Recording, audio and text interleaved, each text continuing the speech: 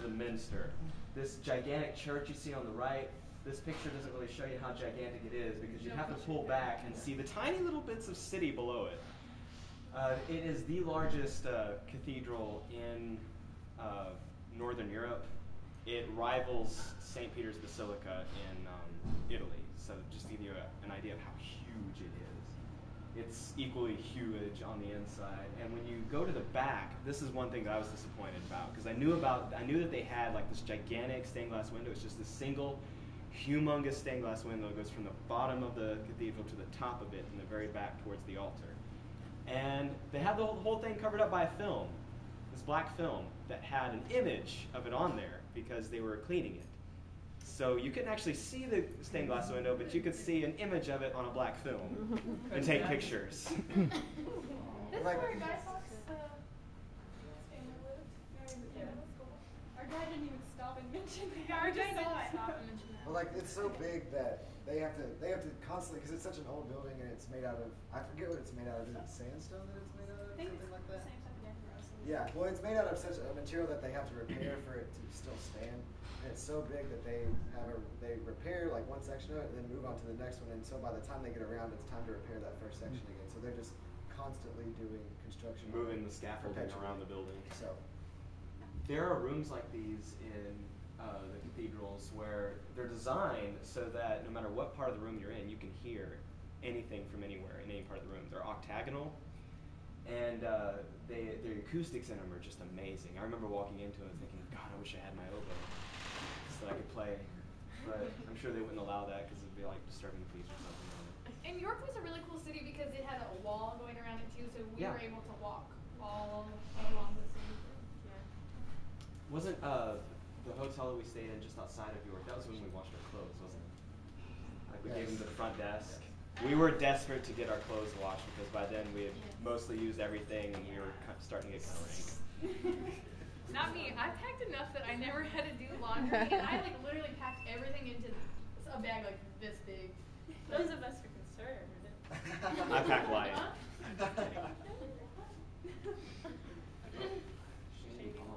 This isn't a picture channel. This is just.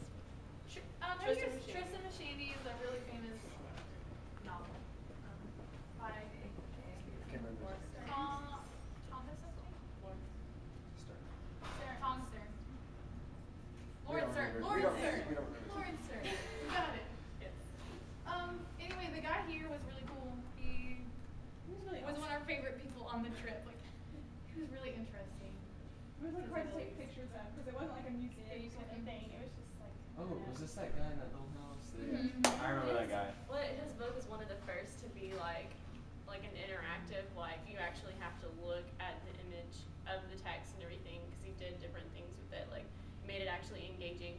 There was one section in it that he showed us that was he was talking about something motley like, and each person had individually painted a different one. So each book copy of it had a different like handcrafted like painting in it. So it was really interesting. It was one of the first of those kind of books. In case you guys haven't heard of this novel, I mean it's very famous, but also in the house he had a bookshelf of books that were clearly influenced by that. And so like things like 100 Years of Solitude by Gabriel Garcia Marquez and how everything is illuminated. House of Leaves, like all of that they were inspired by.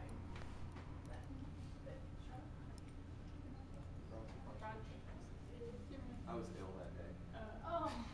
So I wasn't paying a whole lot of attention. I was ill most of the trip. Okay, well, first of all, this was on another really big hill, so we had to park all the way down and walk up. And so we get up there. I'm trying to remember everything. I mean, it's the Bronte parsonage. where all the Bronte sisters lived and rode. Yeah, and when you first get in, there are a bunch of posters like by the books and by the quotes and everything. It just tells you a little bit about them as you walk around the room. And then let's see.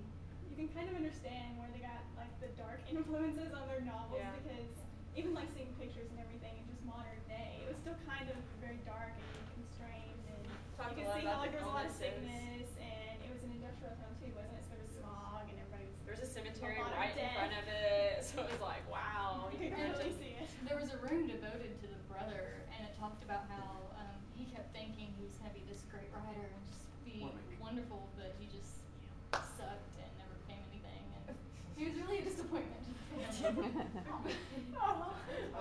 Well, he was. Anyway, on a positive note, this is Warwick too. Okay. Disney Park. Warwick was cool, but it was really touristy. Like it was the equivalent of going into a theme park. Like that people was. were going on dates here. Yeah, it was like theme park / Renaissance fair kind of thing. You know, they had one guy that was out there doing demonstrations on archery and that sort of stuff. My favorite part of it. This my is the favorite part of largest it. trebuchet in the world. Whoa. My favorite part of it was them doing demonstrations on that trebuchet. It took them like 30 minutes to wind it, so that was kind of boring. But when they actually They had fired it, people There's a inside, flaming just standing and pedaling it. apparently they would back a long time ago when they were using trebuchets for warfare, they had blind people sit in those things because if you look through the slats while you were doing it, you would actually get sick. So they would have blind people keep their eyes closed and wind it for them. But anyway, when they finally fired that thing, that was just impressive and wonderful. I have video of it. Like about a third of a mile ahead of it, it's you just see these craters in front of it where they've demonstrated before. So it's kind of funny, and that's like not its maximum range either. So this thing could do some damage. There was a peacock. They had a peacock garden, yeah. Peacock garden. But like that's how close I was to that peacock. Like I didn't zoom in on it. I'm like literally like sitting next to it taking that photo. And they chased me, by the way. I'm just gonna tag my peacock. And they followed. Was it you that they followed out to the bus, or was it? That was Ashley. There was one by the bus, and they were Yeah. like, Ashley was standing with it. I gotta tag my swans later, but that's a story for another time. Dramatic. Shakespeare's house and Anne Hathaway's house. This one on the bottom is where Anne Hathaway, Shakespeare's wife lived, and then say what? Nothing. And the top one is Shakespeare's house, and God, there were I don't know how you managed to get a picture with no people in it in that top Yeah, one. there's It's people everywhere. just people packed into those places. They're just these little houses, and they don't look like much on the inside, which gives you an idea of how people lived back then. Kind of cramped, kind of damp, but it was nice going in there and just to seeing their living conditions. I really liked Stratford on Avon. That was one of my highlights of the trip. I mean, I was just getting over my illness, and the Falconer. Yeah. Oh yeah, I was there. Yeah. But where was that though? That was Was in it? Stratford. It was in Stratford? Oh, it was at Anne Hathaway. Okay, Yeah, that's yeah. right. She had this, they had this farm area that had all sorts of animals in it. And one of the pens, I guess you'd call it, had these falcons there. And they had a falconer who was giving us an exhibition and all that. And It was pretty awesome. yeah, the falcon was being kind of stubborn. He didn't want to fly anywhere, but she eventually, got him flying, and then she gave him a treat, which was this little baby chick. We got to see Devoured. Yeah, it devoured right in front. Like she's sitting there with it on her glove, and it's devouring this thing, and she's just talking really calmly, and we're just like, oh God. I have a pretty graphic photo of it, but I decided to not put it up there for those people that maybe we could send. York was a beautiful little city or little town, I guess. In It was- Stratford, we saw Or our first play Stratford, of the excuse me. trip, and we went and saw Julius Caesar, and that was really enjoyable because they modernized it and they had like a screen in the background, and we walk in and there are two people like that are supposed to represent Romulus and Remus. Yeah. And they're like these like half naked people like fighting and like pushing each other on the stage. Hardcore fighting. Doesn't look fake. No, it was really cool. Did you guys get to see Shakespeare's grave? I did. I did. That's in one of the pictures. Me and right? Caroline did. I think we They were were kind of weird. Yeah. Very no, cute. Like there was some confusion over when. Anatomy with me. There was some confusion over when the cathedral closed, so some of us didn't get to actually see it. I went there early by myself. Our hotel was about 10 minutes from it, and me and Ashley Bird and I think